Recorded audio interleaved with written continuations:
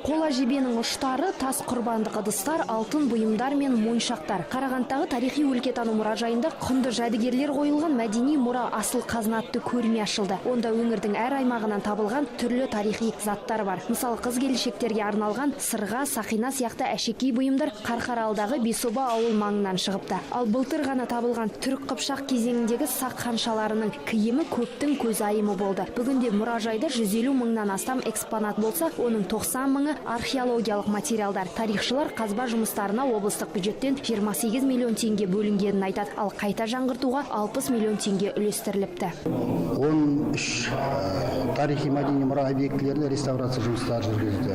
Көптеген мазарларға, мешіттерге қалпына келтіру жұмыстары жүргізді. Онымен бірге 5 бағытта зерттеу жұмыстары, ғылыми зерттеу жұмыстары жүргізілді. Оның нәтижелері негізінен 3 кітап, 1 кітапша болып шығады.